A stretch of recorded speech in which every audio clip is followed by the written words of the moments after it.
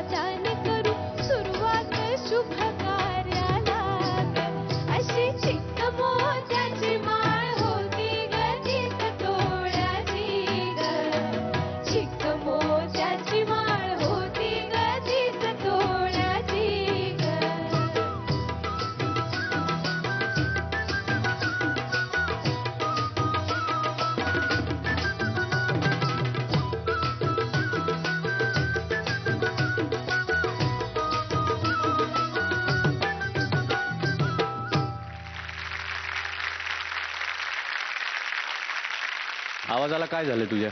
खूप स्ट्रेच वाटतोय, थोडंसं एफर्ट घेऊन गाती असं वाटलं, एस्पेशली त्या नोट्स आंतऱ्यातल्या. हाय, तुझा कंट्रोल नाहीये तुझ्या घशावर आत्ता. म्हणजे तुला गायचंय, डोक्यात माहितीये, तू पूर्ण प्रयत्न करतेस, पण चांगलं झालं गाणं. गुड. हे जे लोकगीताचा प्रकार आहे ह्याच्यामध्ये ना लोकांनी फार तोलून धरलंय, खूप गाजलेलं आहे, ते लोकांच्या मनामनात रुळलेलं आहे. अशी जी काही प्रकारची जी गाणी आहेत किंवा जी परंपरेने आपल्याकडे आलेली आहेत, अशी ही सगळी गाणी गाताना एक बेसिकली एक तो अप्रोच असायला लागतो, तो तुझ्याकडे चांगला आहे. अंतरामध्ये जरा बरी वाटली, साईनला मला अजिबातच नाही. जरा काळजीपूर्वक गा इथून पुढे. सोपं गाणं आहे, खूप सिम्पल, प्युअर, लाघवी अशी मेलडी आहे. ते एकाच नोटमध्ये इतकी छान अर्ज होते साईनच्याच एका नोटला. हा हा हा, तिथे जे काय वाटतं ना, म्हणजे कौतुक करायला पाहिजे त्यांचं, अरविंदजींचं. Amazing composition. All the best. नमस्कार, माझं नाव दीपिका जोग. माझा कोड नंबर आहे 9. जर तुम्हाला माझं गाणं आवडलं असेल तर टाईप करा ZMSGP स्पेस 9 आणि पाठवा 57575 वर. आयडिया मोबाईल धारकांनी वोटिंग करण्यासाठी टाईप करा किंवा कॉल करा ZMSGP स्पेस 9 आणि पाठवा 55456012 वर. आपण लोककलेतल्या गणपती बाप्पाविषयी आज बोलतोय, आज तशी गाणी सादर करतोय. तुमच्यासाठी गणपती बाप्पाचं स्थान काय आहे? कुठल्याही गोष्टीची सुरुवात ही आपण त्याच्या नावाने करतो. भक्ती फार पुढे वेळाने कळायला लागते, पण ती जी आवड आहे ना, त्याचं रूपाकडे पाहून आणि त्या रूपाबरोबर एक सगळं भारलेलं असतं ना ते वातावरण गणपतीच्यामुळे. पुण्यात तर आम्हाला नुसतं चालू असलं की घाम घाम घाम, इकडनं ढोल तिकडे ताशे, हे सगळं ऐकू येत असं.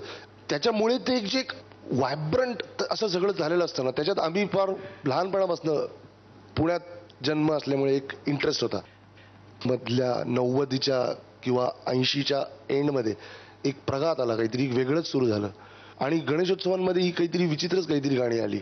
म्हणजे हिंदी गाणी जी इस्टॅब्लिश्ड, उत्तम, गाजलेली, लोकप्रिय, त्या काळची सो कॉल्ड आयटम नंबर सुद्धा त्या गाण्यांच्या चालीवरती गणपतीच्या बद्दलचे शब्द लिहून मग ते फार मिश्रण. आणि आम्हाला असं वाटायचं की जे त्याचे कान आहेत त्याच्यासाठी त्याला तृप्त करणारं संगीत ऐकवलं गेलं पाहिजे.